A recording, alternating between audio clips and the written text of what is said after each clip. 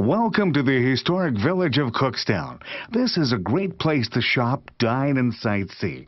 The history of Cookstown comes alive within our colorful local shops and merchants. Stop and park and stay a while with us. Don't just drive through, or you'll miss something truly unique. Visit the village's merchants, especially the ones displaying our bright yellow signs, as they may have specials for you.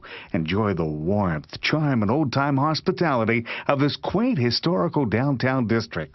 Tell the shopkeepers you heard this community radio announcement, and that's why you stopped and visited their local establishments. We've been waiting for over 160 years for you to visit. For more information, visit our community radio website at 1-800-FM.com. Lux presents Hollywood.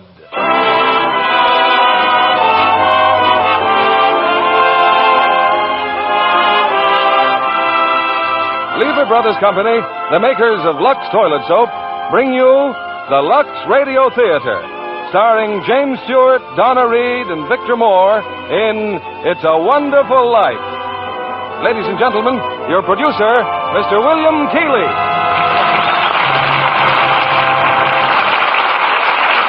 Greetings from Hollywood, ladies and gentlemen. Tonight we bring you one of the season's most inspiring hits, a Liberty Films production that's been nominated for the highest screen award. Yes, It's a Wonderful Life. And we present it now with its original fine stars, Jimmy Stewart and Donna Reed. Jimmy in the role which won him a nomination for the best performance of the year. Also in our cast is starred that fine comedian, Victor Moore. It's a Wonderful Life is the drama of a typical American. Might be you, it might be me.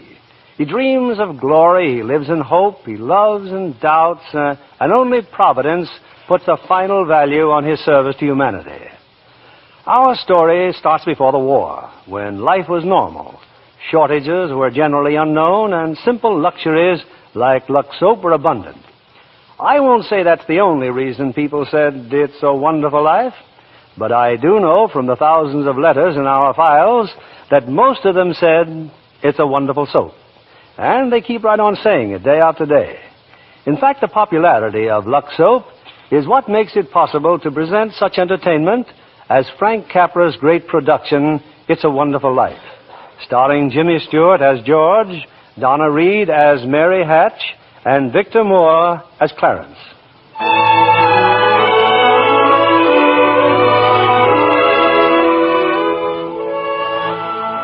This is the story of George Bailey, citizen of Bedford Falls, New York.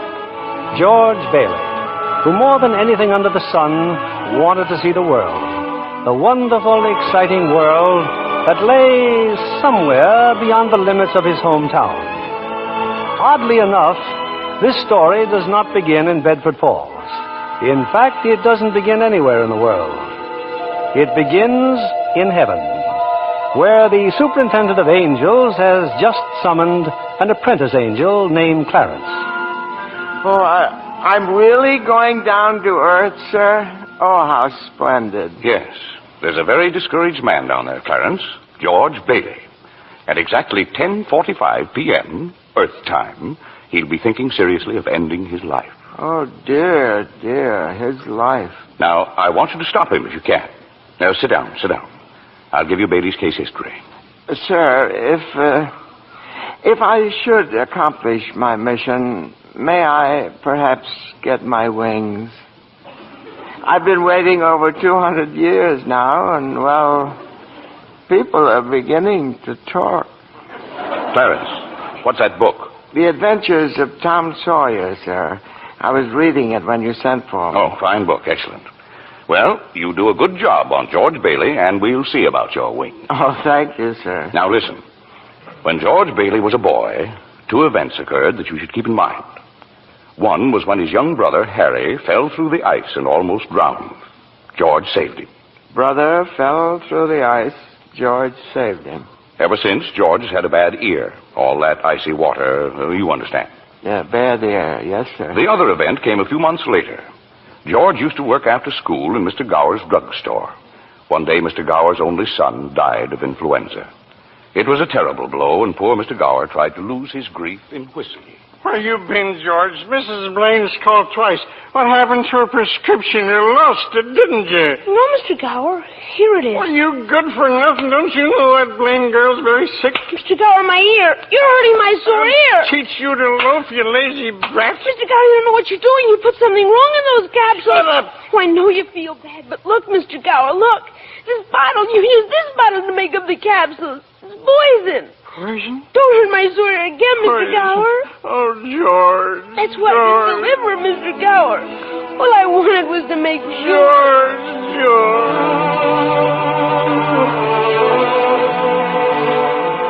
Well, Clarence, that was George Bailey as a boy.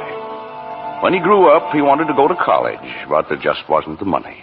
So he worked 4 years in the Building and Loan Association. Building and Loan Association? Oh, I forgot to tell you. George's father was in the building and loan business. He and George's uncle, Billy. High ideals and low bank account. Anyway, George worked for his father and saved enough to see him through the university. That summer, though, he was going to Europe. Got a job on a cattle boat. Do a little traveling before college. Boy, oh boy, it's hard to realize it. My last night in the Bailey boarding house. Yeah, we're sure going to miss you, George. Oh, I'm going to miss you, too, Pop. Hey, what's the matter? You look tired. Oh, I had another tussle with old Henry Potter today. Oh, I thought when you put him on the board of directors, he'd ease up. Oh, so did I. I just can't understand a man like Mr. Potter. He can't begin to spend all the money he I has. guess Potter owns about everything he wants in Bedford Falls except our building and loan. That's why he hates us. Hey, George, can I borrow your tuxedo studs? Yeah, help yourself, Harry. Well, where are they, in your suitcase? I'm not taking a tuxedo on a cattle boat, you know. Say, where'd you get that suitcase anyway? Oh, Mr. Gower, going away present. And one of these days you're going to see that bag all covered with travel labels. Italy, Baghdad, Samarkand. Gonna have a pretty full summer, eh? I'm going to have a pretty full life. Hey, why don't you come to the dance tonight? What, I'd be bored to death? Well, you couldn't want a better death. Lots of pretty girls. Hey, I gotta hurry. I wish we could send Harry to college with you, George. No, we've got that all figured out now, Pop. He'll take over my job at the building and loan and work 4 years like I did, and then he'll go. Oh, he's pretty young for that job. Well, no younger than I was. Maybe you were born older, George. Huh? George, when you get out of college, I don't suppose you'd come back to the building and loan. Oh, no, Pop, I just couldn't. I couldn't face being cooped up the rest of my life in a shabby little office. I'm sorry, Pop. Now, I didn't mean that, but it's just this business of nickels and dimes. I'd go crazy. I want to do something big, something important. Well, in a small way, we are doing something important, George. In that shabby little office, we help people figure out how they can own their own homes. I know, Pop. I just wish I felt that but I just feel like if I didn't get away, I'd bust. You're right, boy. You get yourself an education, then get out of here. Oh, Pop, you want a shock? I think you're a pretty great guy. Well, thanks, George. I'm glad to hear it. Look, why don't you go on over to Harry's dance? You'd have a good time. Well, I don't know. Maybe it will drop in. Yeah, maybe it will at that. So, George Bailey went to a dance. Is that important, Joseph? Why, it was at the dance he met Mary Hatch. Oh. And 3 hours later, he was walking her home. George and Mary were feeling pretty good, Clarence. As a matter of fact, wonderful. Buffalo girl, can't you come out tonight? Can't you come out tonight? Can't you come out tonight? Buffalo girl, can't you come out tonight? And dance by the light of the moon. Hot dog. Oh, boy, just like an organ. At least. Hey, you know something? If it wasn't me talking, I'd say you were the prettiest girl in town. Well, why don't you say it? Well, I don't know. Maybe I will. Hey, how old are you anyway? 18. 18? Too young or too old? No, it's just right. It sort of fits you. Hey, look where we are. Oh, the old Granville house. Yeah, I got to throw a rock. Oh, no, don't. I love that old house. Well, no, don't you know about deserted houses? You make a wish and then throw a rock. George, but it was such a lovely old place. I wish I lived there. In there? I wouldn't live in it as a ghost. Now, watch. What's this? Here we go. How about it, huh? Pretty good shot, huh? Broke a window, huh? What'd you wish, George? Oh, I don't know. Not just one wish, a whole hatful. Mary, I'm shaking the dust of this crummy little town off my feet, and I'm going to see the world. Italy, Greece, the Parthenon, the Colosseum. And then I'm coming back here and go to college and see what they know. And then I'm going to build things. I'm going to build airfields and skyscrapers 100 stories high and bridges a mile long. And then I'm going to... Hey, Mary. What is it you want? What do you want, huh? You want the moon? All you got to do is just say the word now. Okay, the moon, I'll take it. Then what? Then what? Well, then you could swallow it. And it'd dissolve like an aspirin, you know. And the moonbeams would shoot out of your fingers and the ends of your hair. And you think I'm talking too much? Yes, why don't you kiss her instead of talking her to death? How's that? Youth is wasted on the wrong people. Why? Hey, just a minute, mister. Hey, you come back here. I'll show you some kissing if you want to. George! Hey, Uncle Billy, look here. I'm going to kiss Mary. Watch. George, get in the car quick. Your father's had a stroke. What? George, get in, hurry.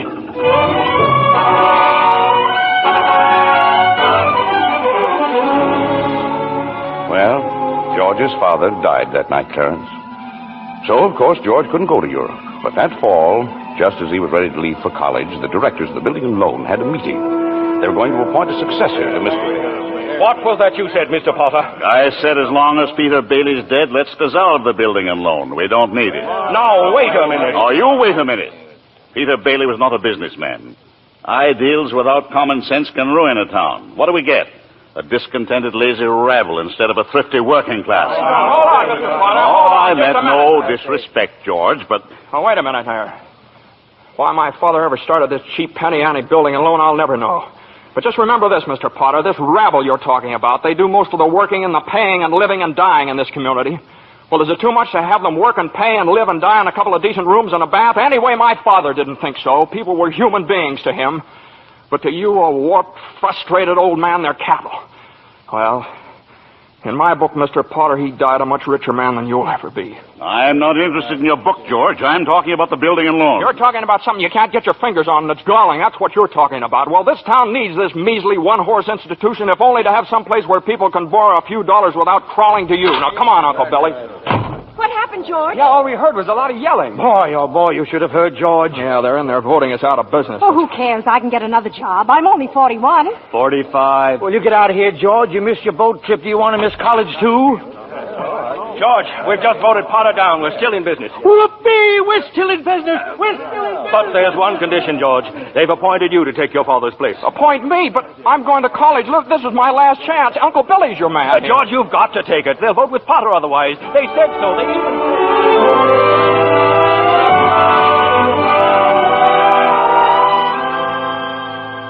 I know George Bailey didn't go to college. That's right, Clarence. He gave his college money to Harry. Harry went and stayed. But what happened to that good-looking girl, you know, Mary? Oh, George saw her now and then. Not very often, though, because Mary went away to school, too. Anyway, George waited 4 years more for Harry to come back and take over the building and loan. He could still see the world. He planned to work in the oil fields, Venezuela. Except when Harry came home, he wasn't alone. There was a girl with him, his wife. George? Yeah, I'm out here on the porch, Mother. I just thought I'd get some air. Well, how do you like your new sister-in-law? Oh, she's swell. Looks like she can keep Harry on his toes. Yeah, and keep him out of Bedford Falls anyway. What do you mean? Well, Ruth's father, he's got a wonderful job for Harry up in Buffalo. Buffalo? Well, that means you can't... Yeah. George, did you know Mary Hatch is back from school? Yeah. Nice girl, Mary. Mm-hmm. Oh, stop grunting. Give me one good reason why you shouldn't call on Mary. Well, Sam Wainwright. Sam's crazy about Mary. Well, she's not crazy about him. Well, now, how do you know that? Did she discuss it with you? Besides, Sam's away in New York. Oh, and all's fair in love and war. I see. Okay, Mother, I think I'll go out and find that girl and do a little passionate necking. Oh, George. Goodbye, Miss Bailey. By the way, do you want any books at the library? Library? George! George, you go and see Mary. Do you hear?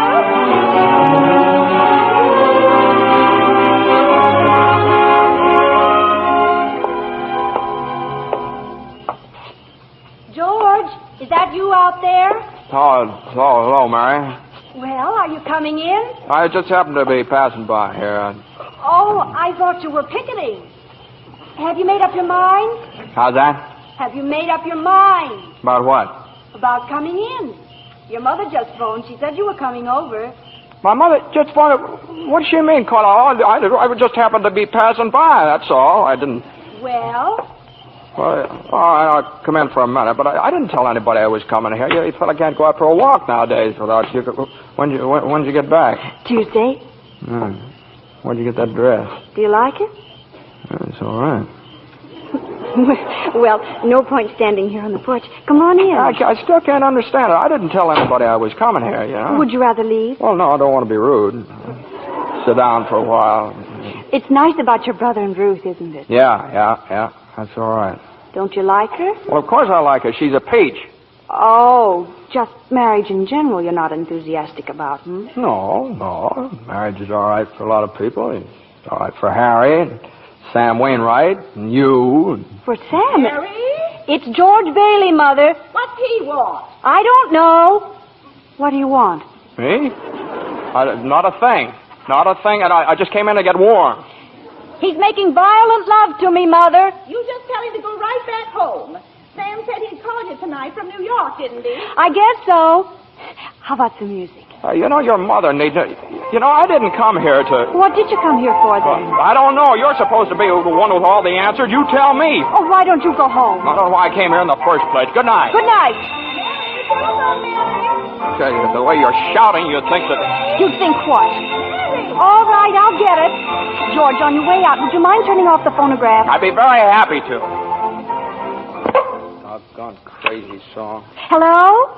Sam? Mary, gee, it's good to hear your voice. How are you, Sam? I forgot my hat. Hee-haw. What? Oh, I was just talking to an old friend of yours, George Bailey. Oh, Mossback George? Old Mossback George. Well, put him on. I'll talk to him, too. Wait a second. George. He doesn't want to speak to George. He does so. He asked for him. Why'd you call me? Because if I'm in a hurry. Sam wants to talk to you. Oh. Hiya, Sam. Hey, fine pal you are, trying to steal my girl. What do you mean? Nobody's trying to steal anybody's girl. Here, Mary, take the... No, wait, George. I want to speak to you both. Tell Mary to get me extension upstairs. He says for you to get on the extension upstairs. I can't. Mother's on the extension.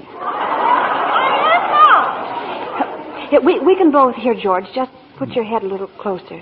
What? Yeah, that's better. We're listening, Sam. Well, I have a big deal coming up that's going to make us all rich. George, you remember that time you told me about making plastics out of soybeans? Soybeans? Yeah. Soybeans, yeah. Well, my father's checked into it, George, see, and now he's going to put up a factory. How do you like that? A factory, huh? And here's the point, George. I may have a job for you unless you're still married to that broken-down building and loan. Oh, Mary? I'm here. You tell that guy I'm giving him a chance of a lifetime. Do you hear? He says it's the chance of a lifetime. And give me that phone. Here's George again, Sam. George. Now, you listen to me, Mary. I don't want any plastics, and I don't want any job, and I don't want to get married ever to anyone. Do you understand that? I want to do what I want to do, and you're not going to trick me. And you're... Mary. George. Mary. Oh, Mary, darling, I love you, Mary.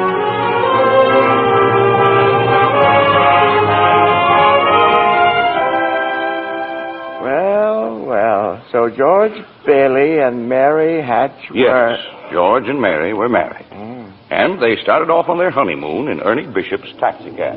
Hey, where are you two going on this here now honeymoon? We're going to shoot the works, Ernie. A whole week in New York, a whole week in Bermuda, the highest hotel, the oldest champagne, the hottest music, and the prettiest wife.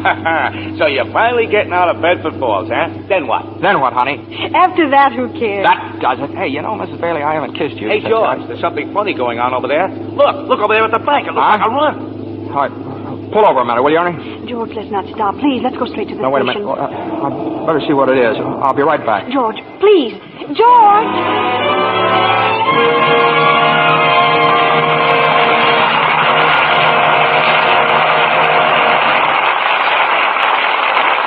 In a few moments, we'll return with the second act of It's a Wonderful Life, starring James Stewart, Donna Reed, and Victor Moore.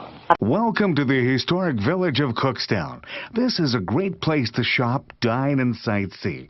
The history of Cookstown comes alive within our colorful local shops and merchants. Stop and park and stay a while with us. Don't just drive through, or you'll miss something truly unique. Visit the village's merchants, especially the ones displaying our bright yellow signs, as they may have specials for you. Enjoy the warmth, charm, and old-time hospitality of this quaint historical downtown district. Tell the shopkeepers you heard this community radio announcement, and that's why you stopped and visited their local establishments. We've been waiting for over 160 years for you to visit. For more information, visit our community radio website at 1-800-FM.com.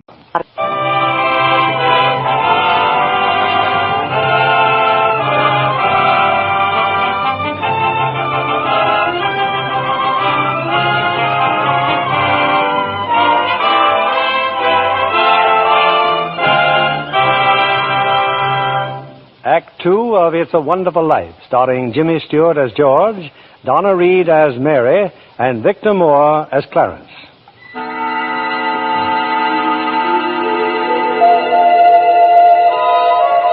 Well, we're back in heaven again, where the superintendent of angels is reviewing the case history of a mortal named George Bailey. Clarence, the apprentice angel, is very eager to depart on his mission to the earth. Poor George Bailey. Oh, he's certainly in desperate trouble, Joseph. I'll go to him at once. Now, you sit down, Clarence. Sit down. We're nowhere near the point where George Bailey's thinking of taking his life. We're not? Now, where were we? Oh, yes. George and Mary had just started out on their honeymoon when they ran smack into the financial panic of 1932. In the waiting room of the building and loan, 100 frantic people were clamoring for their safety. Hey, what's going on, Uncle Billy? What's happened to all those people out there? This is a pickle, George. All I know is the bank called our loan an hour ago. I had to hand over all our cash. Holy mackerel. Whole town's gone crazy. Bank's in the same spot we are. Our charter, too. What about our charter? Our charter says we have to stay open until 6 p.m. The state can take away our license if we don't. How can we stay open till 6 without any money? George, where are you going? Out to talk to those people. Come on. Now, please, folks. Now, just a minute.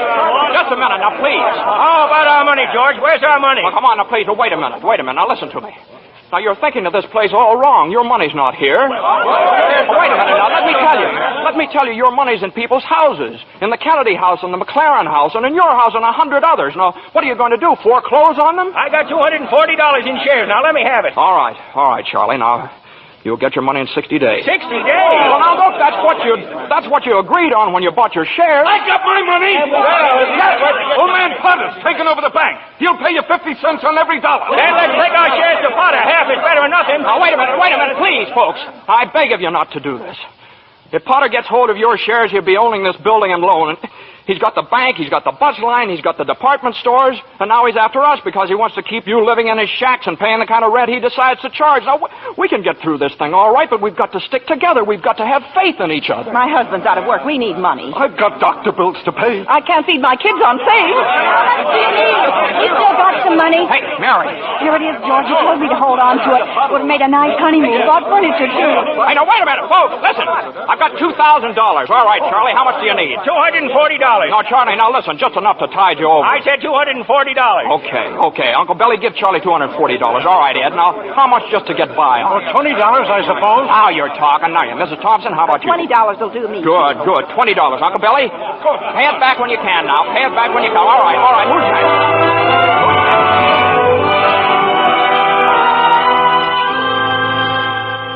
Look at the clock. Look. 5 seconds. 4 seconds, 3, 2, 1. 6 o'clock, we made it. Lock that door, Eustace, quick. Boy, we're still in business, Uncle Billy. We've even got $2 left. George, there's a call for you. Okay, and then call my wife, will you? She's probably over at Mother's. Mrs. Bailey's on the line. I don't want Miss Bailey. I want my wife, Mrs. Bailey. Miss Bailey, that's my wife. That's my. Give me the phone, will you? Hey, Mary, listen, Mary. I'm sorry. Come home. Well, what home? Well, 323 Sycamore. Well, whose home is that? What? Well, Mary, how can I... Well, sure, all right, sure, I'll be there. Clarence, guess what 323 Sycamore was? His mother-in-law's house, huh? Oh, no. Number 323 Sycamore was the old Granville house, the one George threw rocks at and made wishes. Yes, sir, that's where they spent their honeymoon. That's where they started housekeeping. They were still living there 2 years later when old man Potter asked George to stop over at his office. Sit down, George. Sit down, do. Have a cigar?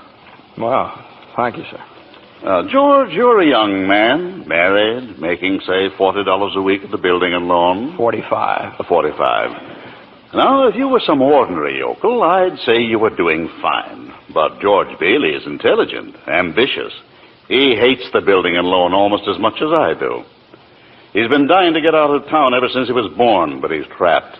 Trapped into frittering his life away playing nursemaid to a lot of garlic eaters. Do I paint a correct picture, George, or do I exaggerate? Well, what's your point, Mr. Potter? My point is that you're the only man in town who has licked me. George, I want to hire you. Manage my affairs. I'll start you off at $20,000 a year. $20,000 a year? Are you sure you're talking to me? I'm George Bailey. Don't you remember me? The building and loan, remember? Yes, George Bailey, whose ship has just come in, providing he has sense enough to climb aboard. Well, but what about the building and loan? Confound it, man. I'm offering you a 3-year contract at $20,000 a year. Is it a deal or isn't it? No. The answer's no, doggone it. If you offered me $1 million to stay around this town and play stooge to you, the answer'd still be no. Now, let me alone. Don't bother.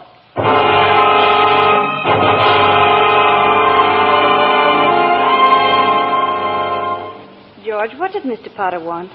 Oh, it's nothing. He just talk. It's nothing.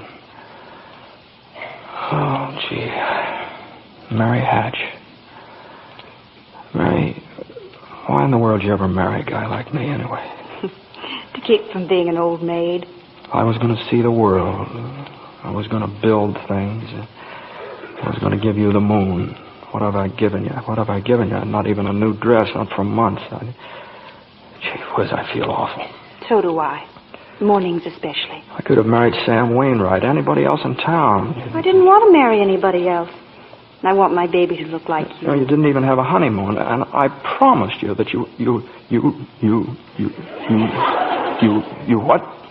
My baby. Hey, Mary, you mean you're on the nest?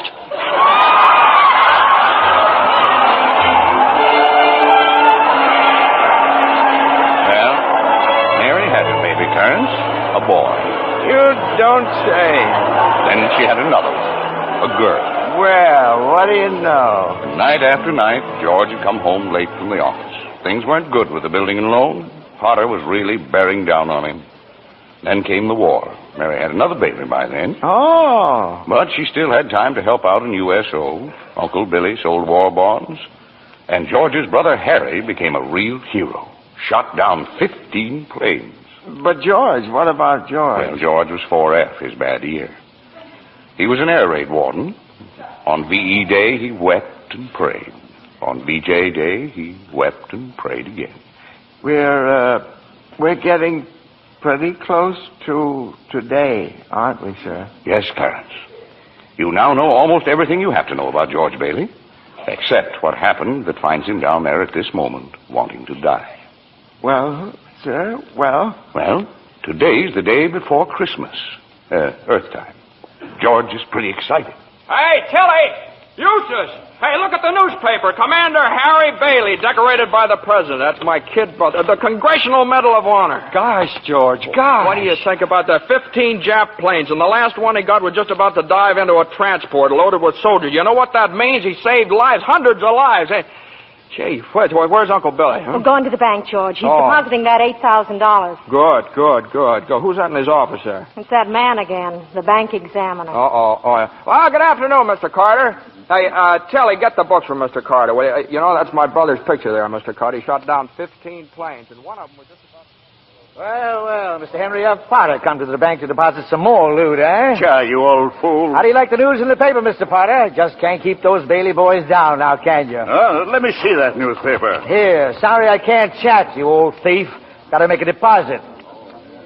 Here you are, Horace. Deposit slip, bank book, and a very Merry Christmas to you. You too, Mr. Bailey. Say, you've forgotten something, haven't you? Horace, I've forgotten things all my life. Get a wiggle on, boy. But, Mr. Bailey, where's the money? What's that? You want to make a deposit? Well, certainly I want. Well, it's customary to bring the money with you. It's gone. Where'd I put it? Where'd I put that money? A terrible thing, Clarence, terrible. Uncle Billy couldn't find the money because the envelope with the $8,000 was folded up in that newspaper he gave to old man Potter. I just don't know what happened to it, George. I just don't know. $8,000. Uncle Billy, the bank examiner's here, and it's not our money. It belongs to the depositor. George, what are we going to do? We've traced every step I took. We can't stand here in the street. Are you sure you didn't put that envelope in your coat pocket? I think so. Maybe. Oh, I'm no good to you, George. I'm no good. Now listen to me. Think, will you? Now try and think. I can't think anymore. I can't. Where's that money, you silly old fool? You know what this means? It means bankruptcy and scandal and prison. One of us is going to jail. Well, it's not going to be me. Now get out of my way. I'm going home.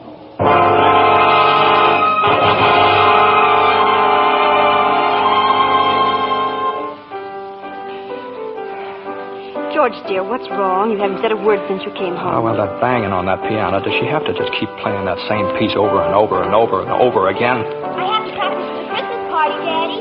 What is it, dear? Another hectic day? Yeah, another red letter day for the baby. Dad, Murphy's got a brand new car. You should see it. What's the matter with our car? Isn't it good enough for you? I'm sorry, Dad. I only... Run upstairs, Petey. See if Zuzu's all right. Okay, Mom. Now, what do you mean? What, to see if Zuzu's all right? What do you mean? Oh, she caught a little cold coming home from school. She didn't button up her coat. Well, what is it? What do you mean, just a cold? George, the doctor said it was nothing serious. Was the doctor here? Well, I thought he'd better look at her. It's his old drafty house. It's no wonder we don't all have pneumonia. Might as well be living in a refrigerator. Why'd we have to live here in the first place and stay around this measly, crummy old town? George, what's happened? Everything's happened. You call this a happy family? Why do we have to have all these kids? Daddy, how do you spell frankincense? I don't know how you spell. You ask your mother. Where are you going? Upstairs to see Zuzu. Hello? Oh, thank you, Mrs. Welch. I'm sure she'll be all right. Who's that? Zuzu's school teacher. What? Oh, yes, the doctor says she'll be fine tomorrow. Here, give me that phone. George, please. Mrs. Welch? Well, this is Mr. Bailey. Say, what kind of a teacher are you anyway? What do you mean sending Zuzu home like that half naked? Do you realize you probably end up with pneumonia just because of your stupidity? You know, maybe my kids aren't the best dressed kids in town, but at least... Hello. Janie, will you stop playing that lousy piano? Cut it out. Stop it. George, for heaven's sake, what's wrong with you? I'm sorry. Janie, I'm sorry. Mary, I've just got to get out of here.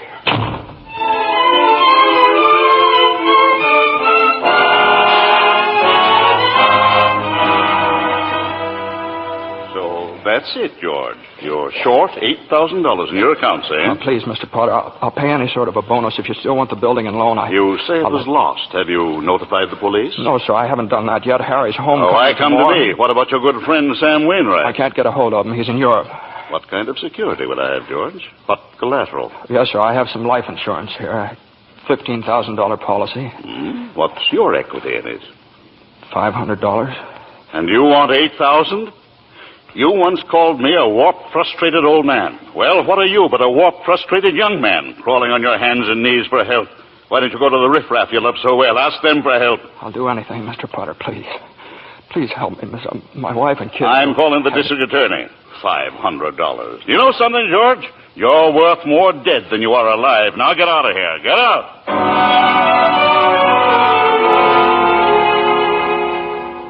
And all the time, Potter had the $8,000 in his desk drawer. It's still there, Clarence. But where's George, sir? Where? Well, he went over to Martini's Cafe. He's had a couple of drinks, Clarence. He's just standing there, sort of in a daze. Oh, God. Dear Father in heaven, I'm not a praying man, but if you're up there and you can hear me, please show me the way. I'm at the end of my rope. Show me the way, God. Mr. Bailey, you all right? Don't drink anymore, Mr. Bailey. Please, you don't feel good. Bailey? Did you say Bailey? Which Bailey? This gentleman is Mr. Bailey, George Bailey. George Bailey, huh? And the next time you talk to my wife like that, she'll get worse. It isn't enough she slaves teaching your stupid kids how to read and write. You gotta follow You get out of here, Mr. Welch. You hit my best friend. Get out. All right, Mr. Bailey, You okay? Who's that? Mr. Wells, but don't worry. He don't come in this place no more. I'll get something for your face. It's bleeding. I'm all right. Please don't go away, Let me Mr. alone. Billy. Please don't Let me go alone. away. Well, George left Martini's Cafe 5 minutes ago, Clarence. He's at the river now, on the bridge, looking at the water. Are you ready, Clarence? All ready, sir. Very well. Save George Bailey's life, and you'll get your wings. My wings. Oh, thank you, Joseph. George! George Bailey! Get away from that bridge! Do you hear me? George! George!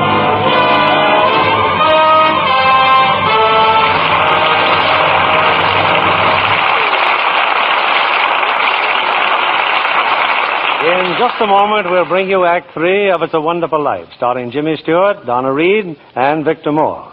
Welcome to the historic village of Cookstown. This is a great place to shop, dine, and sightsee. The history of Cookstown comes alive within our colorful local shops and merchants. Stop and park and stay a while with us. Don't just drive through, or you'll miss something truly unique.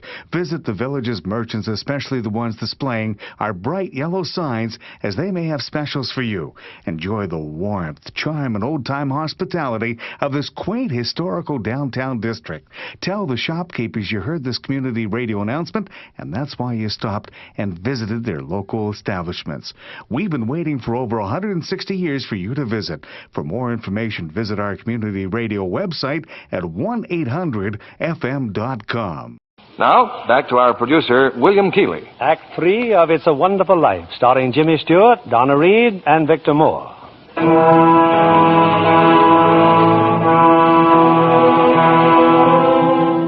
Numb with despair, convinced, as Mr. Potter said, that he's worth more dead than alive, George Bailey stands on a bridge, staring at the dark and frigid waters below. Suddenly, there's a splash.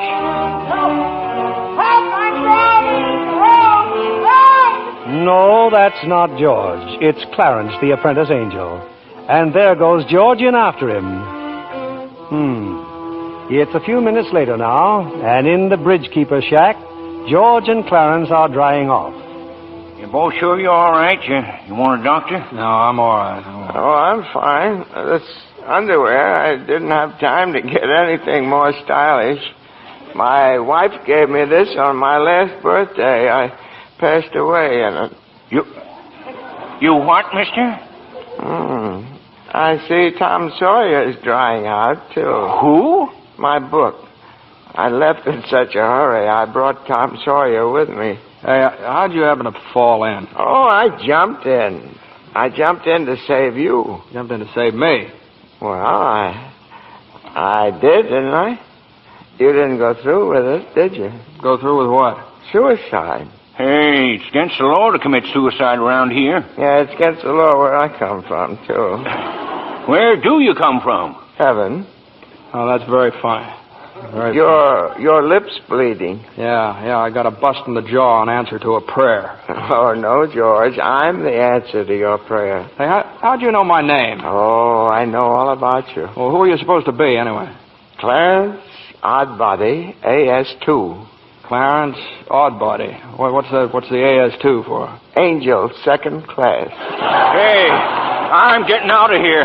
You may not need a doctor, but I do. Cheerio, my good man. Hey, look here. Why'd you want to save me? Because I'm your guardian angel, George. Oh, I see. Uh-huh. Well, you look like about the kind of an angel I'd get. What happened to your wings? Well, I haven't won my wings yet. That's why I'm an angel, second class. Oh, I see. But you can help me earn them, George, by letting me help you. Oh, don't happen to have $8,000 on you, do you? No. We don't use money in heaven. Oh, that's right. Yeah, I keep forgetting. I see. Comes in pretty handy down here, bub. Oh, tut. Of course, I found it out a little late. You know, I'm worth more dead than alive. You mustn't talk like that. Joseph will never give me my wings if you keep feeling that way. You just don't realize what you've done for your folks. Why, if it hadn't been for Yes, you... if it hadn't been for me, everybody would be better off. My wife and my kids and my friends. Oh, this is not going to be easy. And all be better off if I hadn't been born. What did you say? I said I wish I'd never been born. George, that's wonderful. It's wonderful. What? The idea you just gave me. Well, you got your wish. You've never been born. I've never been born? Exactly. No worries, no $8,000 to get, nothing. You simply don't exist. All right, okay, all right. George, I can do things, strange things. I can show you the world, George, the way it would be if you hadn't been born. Hey, wait a minute. This ear of mine. Hey, say something else in that bad ear. You don't have a bad ear anymore. Oh, I don't think you're concentrating. Oh. Don't you see? You're not the George Bailey you think you are. You're nobody. Oh, that's the doggonest thing I ever saw, that ear. Your lips stopped bleeding, too. Yeah. Hey, what's happening around here? What is this, anyway? I need a drink. That's what I need. What about you, Angel? You want a drink? Well, I don't quite know. Come on. We'll go as soon as our clothes are dry. Clothes are dry, George. Hey, so they are. That's funny. Well, look, let's get dressed and we'll stroll over to Martini's and then... excuse me. I'll stroll. You fly. Oh, no, I don't have my You don't wings. have your wings yet. No. That's right. I forgot that again. A couple of drinks and we'll both fly, huh?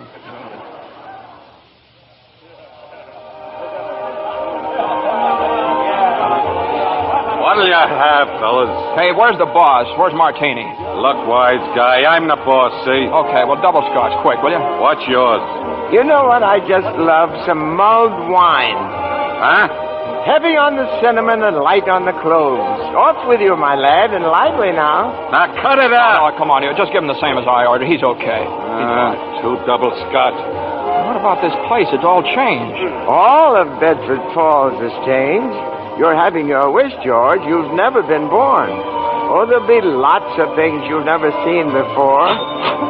Oh, good. Somebody just made it. Made what? Every time a bell rings, it means some angel's got his wings. What'd you say? Look, Clarence, I don't think you better talk about angels around here. Don't they believe in angels? Oh, yeah, they believe in them, but it's just a little then thing. Why should people be surprised when they see one? Don't mind him, bartender. He's just a little fella. He just never grew up, man. How old are you anyway, Clarence? Well, next May, I'll be 293. That does it. A couple of pixies, huh? Go on, get you. Hear me, get. Where's Martini? Will you Stop tell me? asking about Martini. Ain't here any... Hey, you. Rummy, didn't I tell you never to come panhandling around here? George, look. Hey, it's Mr. Gower. Mr. Gower. Listen, Mr. Gower, don't you know me? This is George Bailey. You buy me a drink, mister? Just one drink, will you, mister? Pinky! Yeah, Nick. Throw the rummy out. Oh, no, please. Hey, bartender, that's Mr. Gower, the druggist. That rumhead spent 20 years in jail for poisoning some kid. If you knew him, you must be a jailbird yourself. Pinky, here's two more. Get him out of here. Well, get up, George. Good thing he threw us in a snowbank, huh? Hey, where's Mr. Gower? Mr. Gower doesn't know you, George.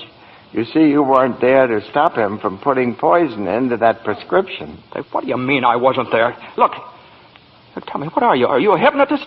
George. Look, well, why am I seeing all these strange things here? Don't you understand? It's because you were not born. Well, if I wasn't born, then who am I? Nobody. You have no identity. Oh, what do you mean I have no identity? No papers, no driver's license, no 4F card, no insurance policy. Zuzu's bell. What? Zuzu's bell. I bought my little girl a bell to hang on the Christmas tree, and I forgot to give it to her. I've got it in my...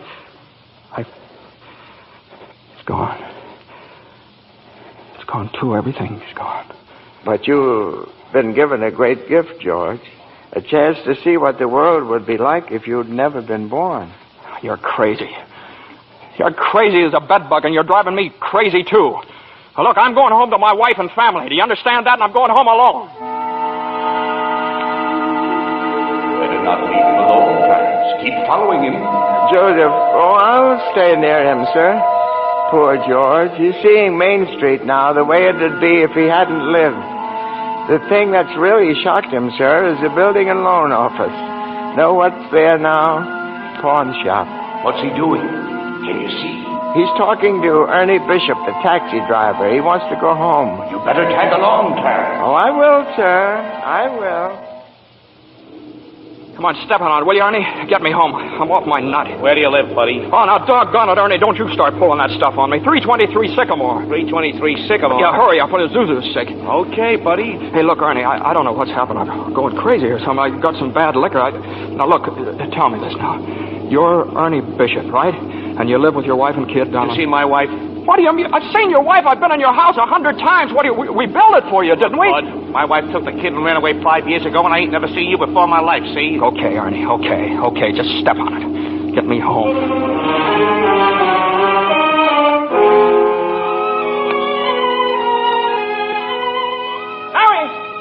Mary, where are you? Janie, Petey, Zuzu. Zuzu, where are you? This is just an old abandoned house, George.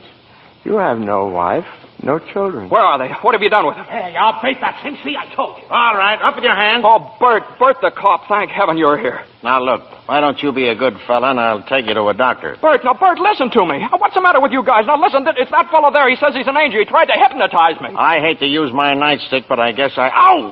Run, George, run. He can't hit you while I'm fighting him. George, run. My teeth aren't what they used to be. Joseph, help! Joseph! Where'd they go, Ernie? Where'd they go? I don't know.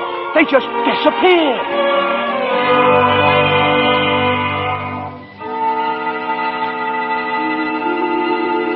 Clarence. Oh, Joseph, I hope you don't mind my calling on you like I did. It was very irregular, Clarence. You're by yourself again. Where's George? He's at his mother's house, sir. Well, if George hasn't been born, he has no mother. Oh, he's being very stubborn, sir. He'll just have to find these things out for himself. But his mother, that's a terribly bitter blow to a man, his own mother not knowing him. You mean I shouldn't have let him... I mean you better find him right away. Oh, and stop fighting policemen, Clarence. I'm here again, George. My own mother didn't know me. If only Harry were here. If my brother were only back from Washington. Your brother fell through the ice and was drowned at the age of 9. Well, that's a lie. He got the Congressional Medal of Honor. He saved the lives of every man on that transport. Every man on that transport died. Strange, isn't it?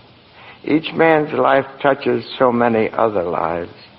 Harry wasn't there to save them because you weren't there to save Harry. Don't you see, George? You really had a wonderful life. Don't you see what a mistake it would be to throw it away? Clarence. Yes? Where's Mary? Please, where's my wife? I'm not supposed to tell. Tell me where she is. You're not going to like it, George. Where is she? I'll choke it out of you if I have to. Where's my wife? The library. She works there. She's just about to lock up for the night. So George, come back. Oh, there must be some easier way for me to get my wings. Mary. I'm sorry, the library's closed. Mary, it's George. Don't you know me? No, I don't know you. Let me go. Mary, please, don't do this to me, Mary. Please, help me. Help me. Where are our kids, Mary? I need you, Mary. Get please. away from me. Help! Help me, Mary. I'm George. Mary.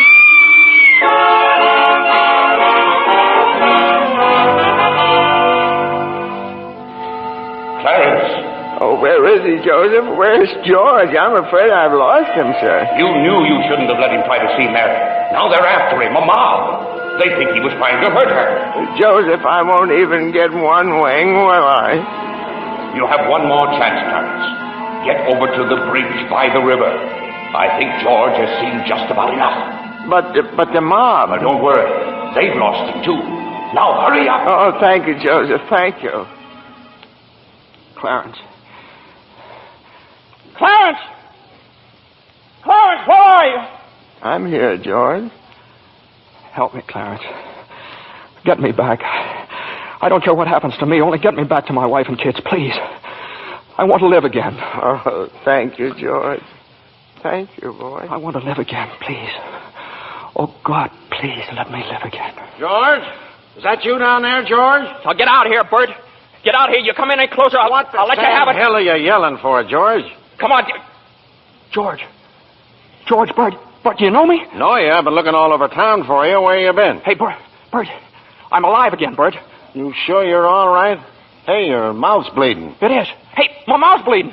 Bert, look at the blood come out of there. Would you? And where's Zuzu's Christmas bell, Bert? I had it right in my pocket. Here it is. Hey, it's in my pocket. What do you know about it? Hey, Merry Christmas, Bert. Well, Merry Christmas. Get in the car. I'll drive you home. You will, Bert? We'll do that. And turn the siren wide open, huh? Merry Christmas, Bedford Falls. Hey, Merry Christmas, old building and loan. Merry Christmas, Mr. Potter. Yippee! Come on. Hey, Bert, come on in with me, huh? What is these people, these reporters? Hey, Merry Christmas, reporters. Hey, Mr. Bank Examiner, Merry Christmas. Mr. Bailey, there's a deficit. I know, $8,000 I'll bet, huh? George, I've got a little paper here. I'm sorry. I bet it's a warrant for my arrest. Isn't that wonderful? Merry Christmas. Hey, where's Mary, you know? Look at this wonderful old drafty house. Isn't it wonderful? Have you seen my wife? Where's Mary? Mary! Merry Christmas! Kid! Hey, kid, Janie, Petey! Hey, I could eat you up. Where's your mother? She went looking for you, Daddy, with Uncle Billy. Oh, Daddy. Zuzu, my little ginger snap. How do you feel, huh? Fine, Daddy. Not a snitch of temperature. Not a snitch of temperature. Hallelujah! George, darling. It's Mommy. Mommy's home. Mary. George, where have you been? Mary. George, Mary, now look, just let me touch you. Oh, you're real, Mary. Oh, you've no idea what happened to me. You've no idea what's happened either. They're on their way here. Who's on their way? Oh, the police department? The FBI, the National Guard? I'm alive again, Mary. Oh, listen, Mary, I'm alive again. Oh, yes, darling, yes. Now close your eyes and come on downstairs. What is it? Can't open my eyes yet, Mary? What's going on here? Now keep your eyes closed. Now, I'll just walk you over here by the Christmas tree and... Well, the people, I hear lots of people. What is it? Lots of people. Just 1 minute now. We're all ready, Uncle Billy. Come in, everybody. John, look! Just look! Uncle Billy! Money, George. A laundry basket filled with money. Money for you. Mary did it, George. Mary! I don't understand. What money? What... People heard you in trouble, darling. These people, your friends, they've collected this money for you. The $8,000. Charlie.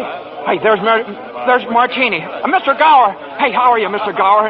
Mrs. Thompson, Ed, Tom, everybody. None of us would have a roof over our heads if it wasn't for you, George. Gosh, this is wonderful. Hey, Mary, look who's coming in. Mother. Hi, Mother. Hey, and Harry. Got Mary's telegram, George. I flew in as fast as I could. Hey, everybody, a toast. How about a toast? Oh, good idea, Ernie. A toast to my big brother, George, the richest man in town. Daddy, my Christmas bell. You didn't forget. Forget? Here, honey. Here's your bell. Daddy. Darling, what's this on the table here? This book? The Adventures of Tom Sawyer. Look, there's something written in it. Dear George, remember no man is a failure who has friends. Thanks for the wings. Love, Clarence. Clarence? Yeah, he's a very dear friend of mine. Daddy, this is Wellstick. Every time a bell rings, an angel gets his wings. That's right, Zuzu. That's right. That's right. Attaboy, Clarence. Attaboy, Clarence. Happy landing.